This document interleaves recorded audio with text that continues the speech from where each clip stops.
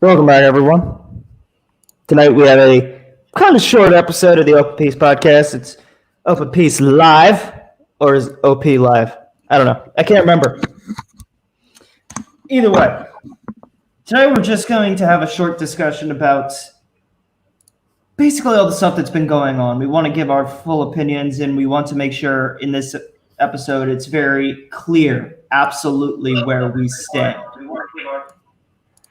And who's yelling in the background? Abood?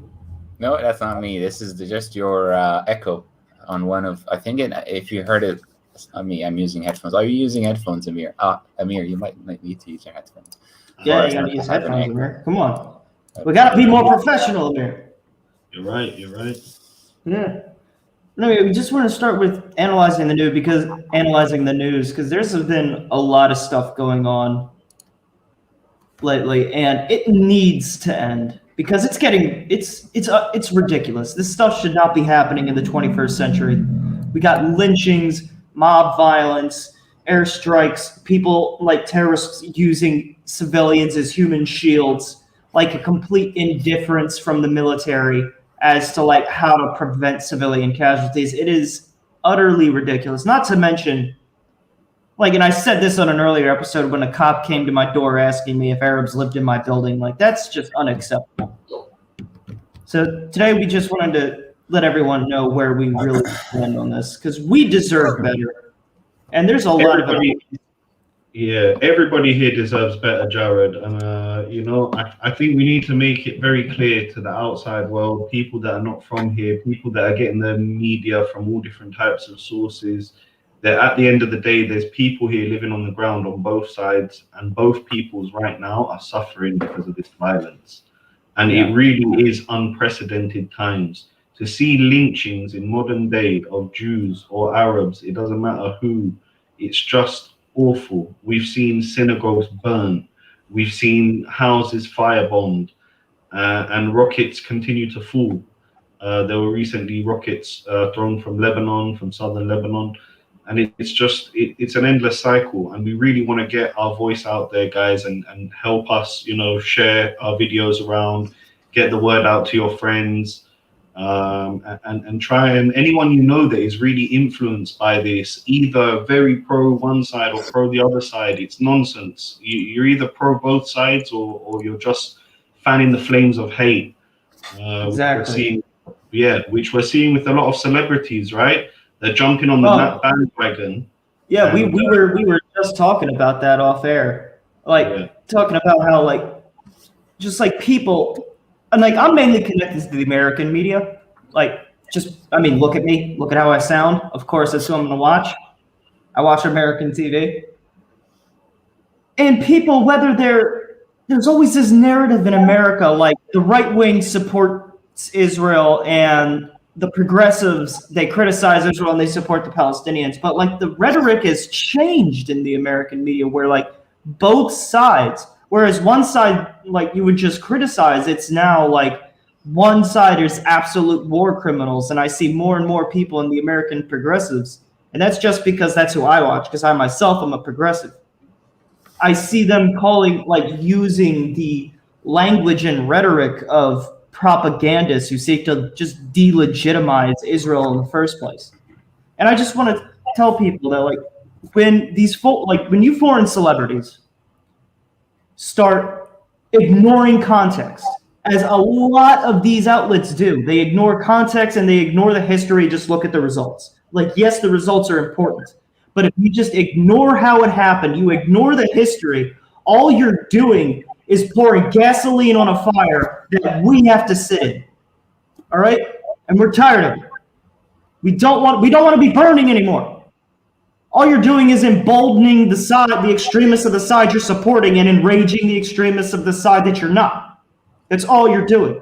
Whether you're right wing or left wing. Because I gotta tell you, I criticize progressives a lot because that's my group and I criticize them. But the right wing does this just as much with the Jewish side. Right. But I think we should also, put light on the fact that a lot of people are missing the chance to express their feelings towards peace. For example, I've seen, like, for example, I have a picture with Rudy. What's his last name? Rudy Ruffman. Yeah, and he had to blur the face of the Palestinian with me, and it just makes you question. Oh wow, so like if people can't speak, then what? If people can't speak or express their feelings toward peace, why should they only be allowed to do it if it's a violence thing? It's just, you know what I mean? It's a problem, and that it's just gonna make the problem. It's gonna make our progress a little bit slower and more challenging than we might have thought. So it's. I mean, that's been an issue we've talked about on the Palestinian side of this whole thing. That like what Palestinians say behind closed doors is different than what they say out in public. And like I feel like slowly but surely that's becoming an issue on the Israeli side as well. I think it is and has been for a while, Jared. You're completely right. Anyone that is, a little left of center is considered a traitor or this or that, or, there's lots of hate out there in the political sphere, I would say, in Israel. And that's really sad, at a time where we should be uniting around, the coronavirus, the Meron disaster. There's plenty of things that have happened that should be uniting us and should be telling us, hey guys, let's try a different way. But instead, we seem to be stuck, unfortunately, in an endless cycle of violence that just keeps coming back on itself. And I really think, the Israelis and Palestinians both need to take a good look in the mirror and really think things through. Is this what we want to show to the world? Is this how we want to represent the Holy Land? Is this how we want to represent our faiths? Be proud Jewish, be proud Christian, be proud Muslim, and we're here fighting and throwing rockets, and children are dying because of this mess. It really is at crisis levels. And one thing again, I want to touch on these celebrities, because I really do think that they actually wield a lot of power in our society, unfortunately, but they do.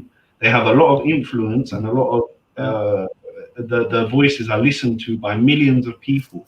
And if you have those people then fanning the flames of hate, I even saw, it's kind of like anti-Semitism has modernized. I saw a TikTok anti-Semitic thing where you had young, 18, 19-year-old girls burning Israeli flags in new toilet paper, and all this kind of, and this is going into the psyche of humanity. It's sick. And I think if they want to be responsible and if they want to do things good, then call out hate and call out bad acts on all levels. So if something's happened to a Palestinian, if something's happened to an Israeli, if something's happened to somebody who's Japanese, China, I don't care where you're from, call out something bad that has happened. And pro-human. Being pro-human. Exactly. We all bleed red, Exactly. And give money maybe to organizations, that they've got millions and millions of bucks. Give money to organizations that are doing things on the ground here to help people. Don't just fan the flames of hate on your social media. It's right. I mean, the way I look at it is when both sides, the Palestinians and the Israelis, when you present them with the idea of peace, a big portion of both sides might be against it. But maybe it's because of how their stand against, the people that they hate, which might be, I don't know, like the government or the people that are causing violence on the other side. What I'm trying to say is, if you ask them, do you want peace, like both sides, and if they say, say no, then and then you tell them, well, why not? Well, what I'm trying to say is, with who is your problem? Is it with the people who are causing violence, or is it with the people who really want peace? Because in the end, what is the violence you're doing right now? What is it going to lead to? You know what I mean? Yeah. You want to live in peace. You know what I mean? So it's going to be an endless cycle of violence if we don't. I mean, most of the time, I feel like if you ask the average person on the street, do you want peace? Their answer would be yes, but, and it's what comes after that, but. which is the real thing we need to fight. Like that's the thing we need to debate. That's the thing we need to dispel. Like, just as an example, like on the Israeli side, to be like, yo, do you want peace? Well, yes, of course. But they keep launching rockets. They keep attacking civilians, And it's that but that we need to get past. And on the Palestinian side, they say, well, yes, of course I want peace, but they steal land, like the army airstrikes Gaza, and you can go on forever with all these reasons, but at the end of the day, but all you're saying is, I don't want peace. I don't want to look past these issues and see the other side as a human being. I don't want to recognize their narrative as legitimate any way whatsoever, and I don't want to engage with them. Because that's the thing, we need to engage with each other, because irregardless of whatever solution we have to this conflict, whether it's just one state or two states, whatever, how many states, we're going to need to have a reconciliation between Jews and Arabs. And the first step to that is to have us look each other in the eye and just recognize that there is legitimacy to what we both have experienced. There's legitimacy to the reasoning for the actions we have perpetuated in the past, and there's a perfectly legitimate reason to where we want to go. And we need to reconcile that, and we need each other to just listen. That's really what it boils down to, because if we can get the average person in the street to talk to the other, then everything else follows. I think that's very, very well put, Jared. Very, very well put. And I just want to add maybe a little positive spin onto things, since we're here in depressing times. Yeah. The silent majority of both populations are not out there causing any violence. It's a small percentage of the Arab community and of the Israeli community that are out there causing havoc and mayhem, and it only takes a few small percentages and a few bad apples to go out there and cause absolute bedlam, while the actual peace-loving people are sat at home watching the news, scared to go out of their house because of rocket fire. Yeah. So what I would also say is that it's up to the Palestinians and whoever governs where. If it's Hamas, it's in Gaza, and if it's the West Bank, it's the PA. It's up to them. They have the responsibility over the people, and same with the Israeli government. They have the responsibility over the people to not let these things happen.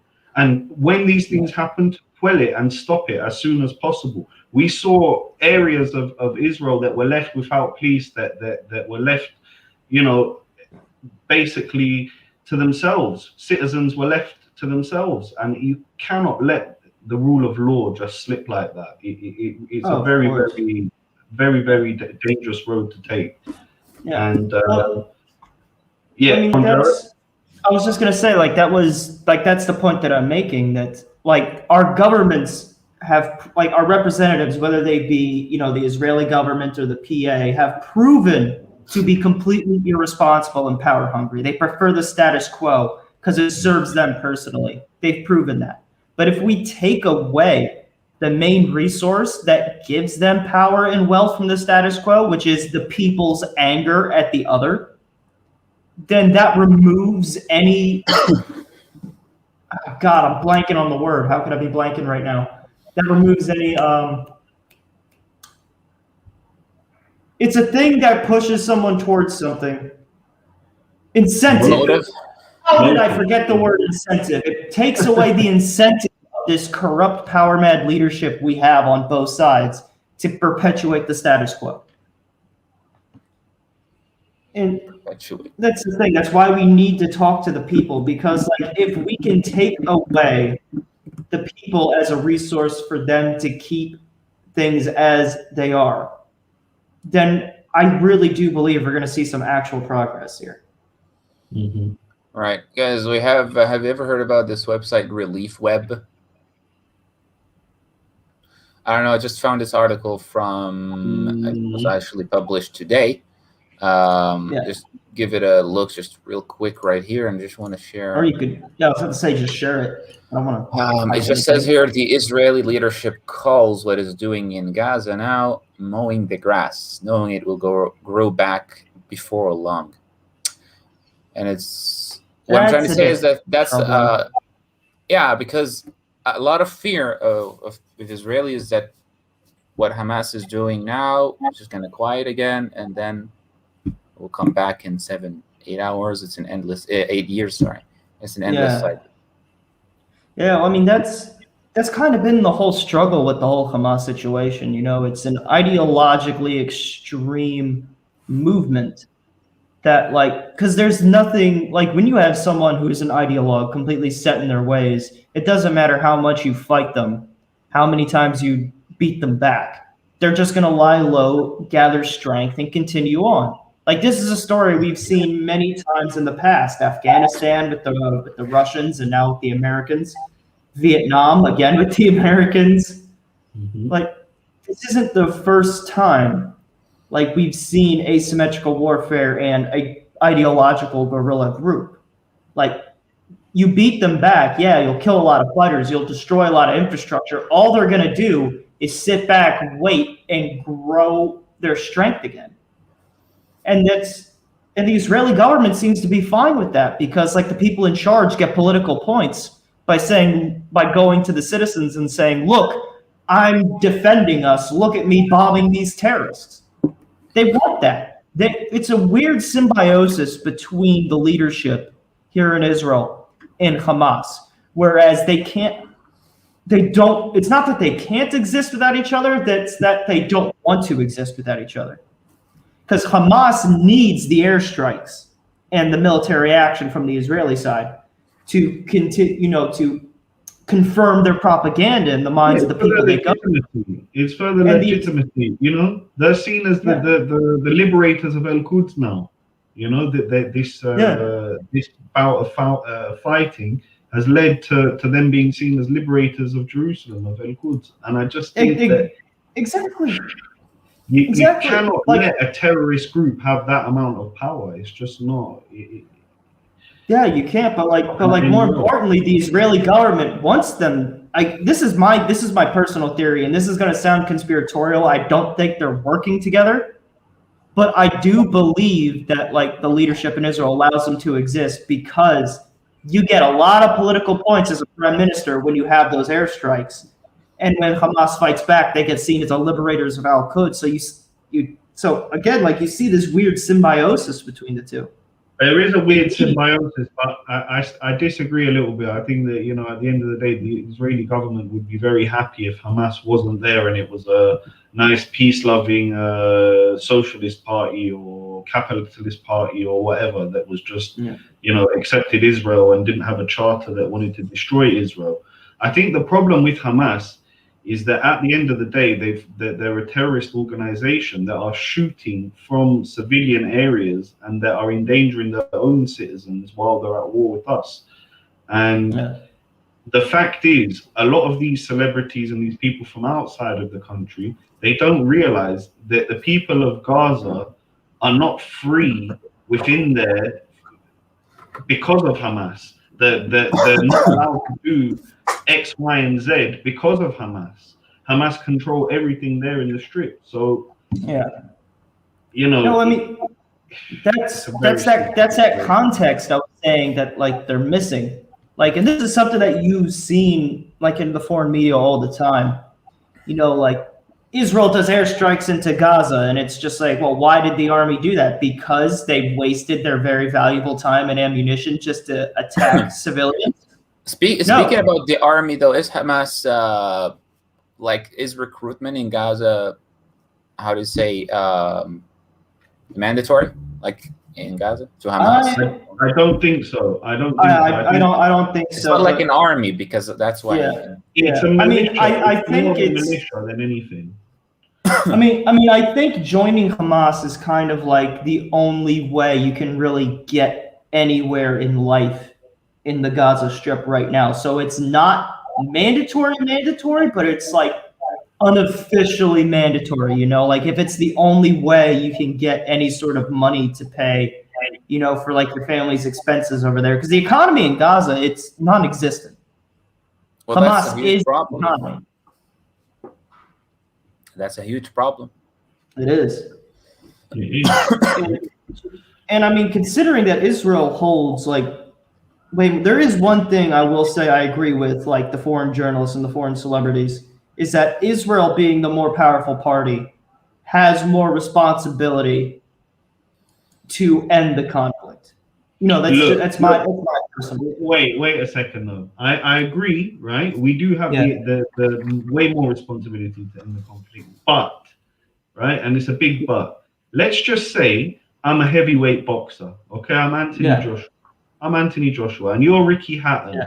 Okay, and we go out on a night out, and we want to go have a bit of fun, and we go out drinking, and the whole night Ricky Hatton is annoying Anthony Joshua and kicking him and giving him little slaps on the head, and playing around with him, and then Anthony Joshua backs away, says, don't leave me alone.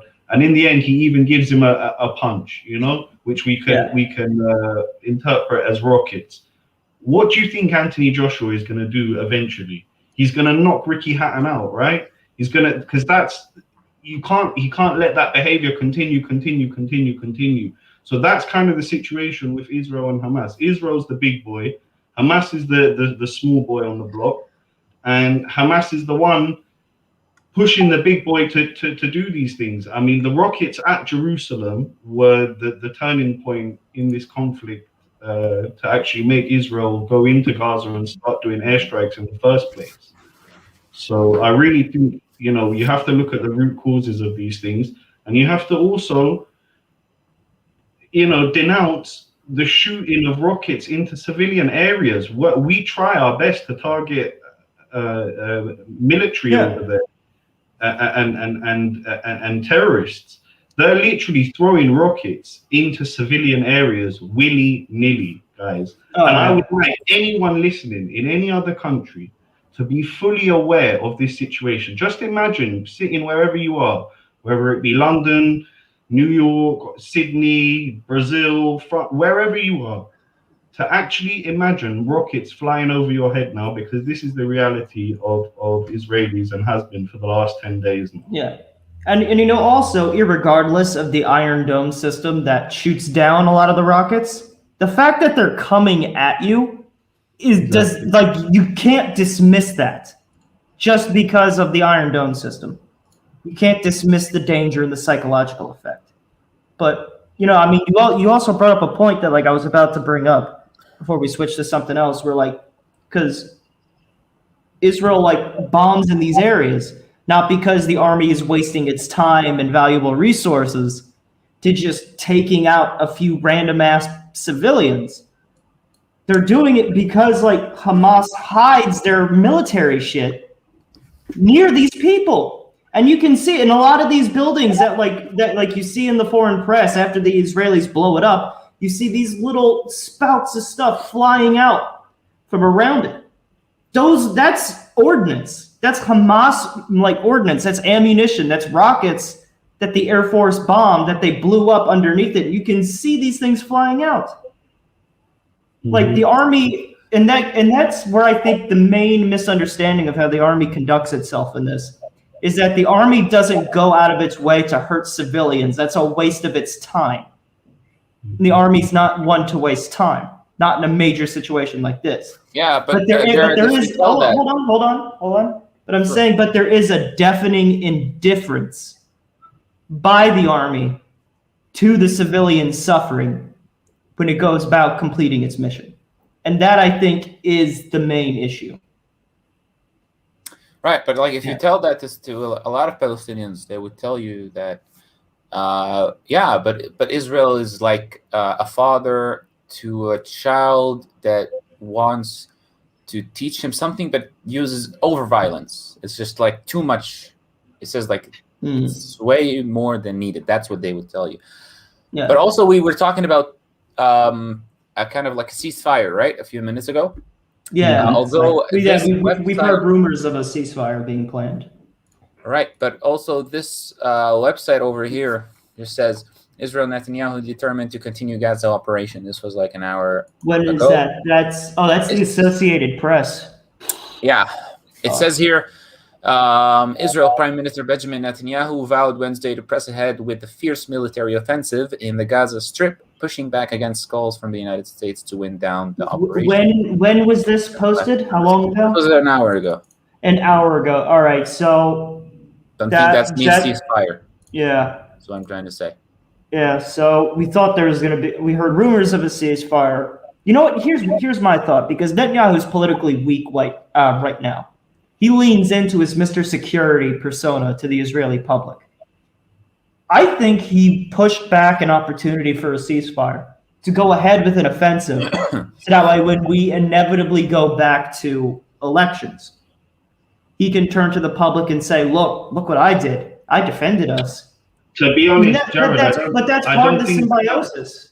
I don't think it's about that anymore. I think, to be honest, they're trying to weaken Hamas as much as possible before the ceasefire. I think it's got a lot more to do with that. I think Netanyahu, as much as he's got himself in all this trouble, I don't think he wants to go for more rounds of elections, and I don't think he actually wants to be prime minister anymore. I mean, you'd have to be, crazy to want it, another 4 more years after 12. I think it's crazy. He needs to let go of the reins of the country and let other people. I mean, irregardless of what he wants, he needs the premiership to stay out of prison. Like, he sees that as his best chance of avoiding getting ass pounded behind bars. Yeah. So it's like, so everybody's just going to be quiet after I implied that the leader of our country would be molested in prison. Because honestly, I hope he is. I am not a big fan of Netanyahu at all. Yeah, but I think you got to be careful there, Jared. There's no need to go that far. Like, I'm not a fan of him either, but I don't wish him any ill will or anything.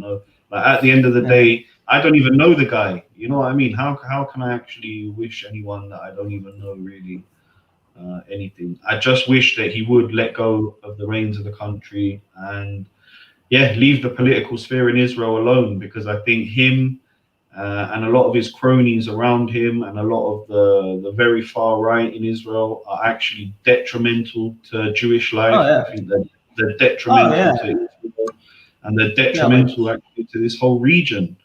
I think we need to be the voice of reason here, guys. And this needs to be our push for peace and our voice to stop all the hate, to stop the violence, to stop all of the madness that's going on here, and really start focusing on actual problems on the land and things that can actually help local communities, Israelis and Palestinians alike.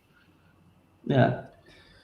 I'm glad you brought that up, because I think that's might be a good thing for us to begin to end on the topic of the far right in Israel. Because in the previous election, and this is one of the reasons why I don't like Netanyahu, by the way, audience, is the far right has sort of coalesced as his allies, and he's boosted them to try to end the election gridlock.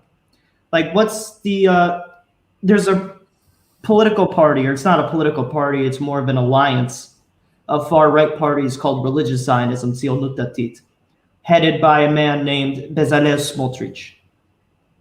And any Israeli knows who this man is.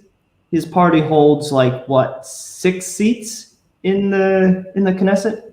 Can you look that up, Abood? Something like that. What's his Tzionut? Tzionut Datit, or just Religious Zionism political party. I think 6. Yeah, you're right.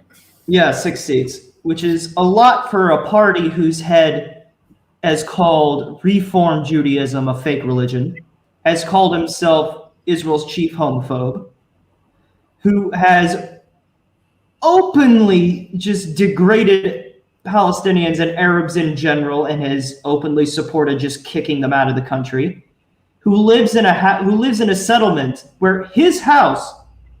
By the way, Bezalel Smotrich, the head of this party, his house is illegal by the laws of the settlement he lives on. That's how extreme of a settler he is.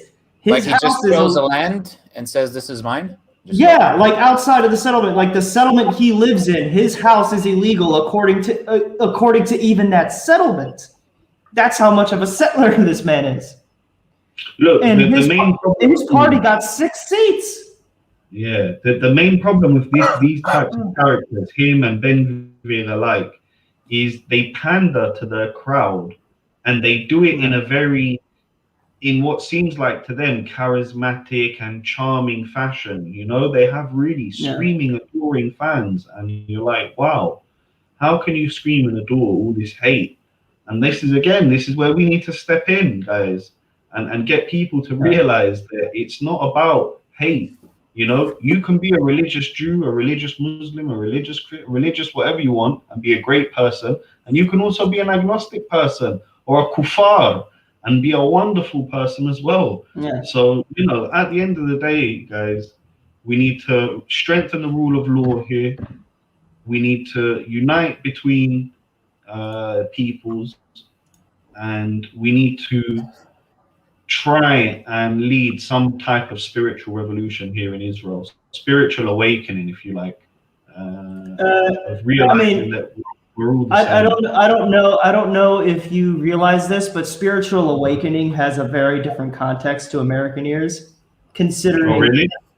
Yeah, because there's just in the context of American history, a little history lesson for everybody. Enlightenment? Not enlightenment. We've had 2 things in America where there were waves of where Christianity became way more puritanical in America. The first wave after there were 2 waves of it, and we called them each the Great Awakening. So there was the first Great Awakening and the second Great Awakening, where they were both like an explosion of different types of churches, but also an explosion of interest within Christianity, and where people became more fundamentalist, more religious in general in America. No, so I'm saying the complete opposite.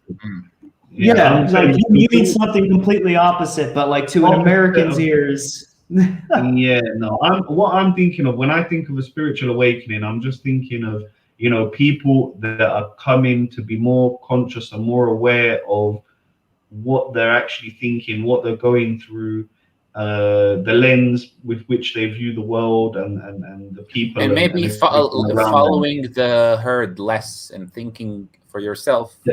Definitely, you know, coming to conclusions. By your own research and not by what the media and other you know, sources tell you. I mean, the media is one of the things you can use your research to, but at the same time, you know, you can go through a lot of experiences talking with people face to face. So it's the best. You're right. And if you're interested in Israel Palestine, come and visit. Don't be shy. You know, obviously it's a bad time at the moment. We have really good tahini. Yeah, we have good tahini. Get fucking tahini. But we love having guests. We're very hospitable. Some would say offensively hospitable. I've actually heard that term. But, you know, this was going to be a short episode, so I think we're going to end it here. But I just want to add one thing before we go. If you're a Palestinian, let us know what your story is down in the comments. Let us know what your thoughts are, who you think on the Israeli side is extreme, who you think on the Palestinian side is extreme, and vice versa. If you're Israeli, let us know what your story is. Talk to each other down in the comments. You know, if you see a Palestinian commenter and you're Israeli, talk to him. If you're Palestinian, you see an Israeli commenter, talk to him. Just get to know each other, and you'll realize there really isn't a reason for us to be fighting. And you can see the humanity in each other, because that's what we need. And, you know, like, comment, subscribe, hit the bell, all that jazz. Before I smack us out of existence, is there any final statement you guys want to give? Like just telling everyone to stay strong. You know, it's hard times. It's just really hard whenever you just wake up, any kind of news, any kind of social media, a lot of it is just kind of depressing. So you need to be strong in these days and just It's great advice, Abu. Great advice. And I just want to add, Find the peace in your hearts, guys. Look deep down and try and find that place of love and not hate. It's way easier to hate and, oh, I don't like this, I don't like this. Look at what you can love in something or in anything. If it's somebody, if it's food, if it's drink, if it's music, whatever you're into, find that inner love within yourself and let that show. Don't be afraid to let it show. And anywhere where there is injustice or hate or prejudice, make sure to stamp it out, put it out right there when you see it happen. Thanks for tuning in, guys. Yeah. Oh no, we just saw the thumbnail. Nice. Was that so that way it would be easier to add it in later? It's just for people, remind people. Oh, okay. All right. Yeah. I mean, it rings true either way. I'm just wondering. But anyway, guys, I love you. And if you're watching this show, I love you too. No homo. Actually, you know what? Yes, homo. Very homo. Guys, bye.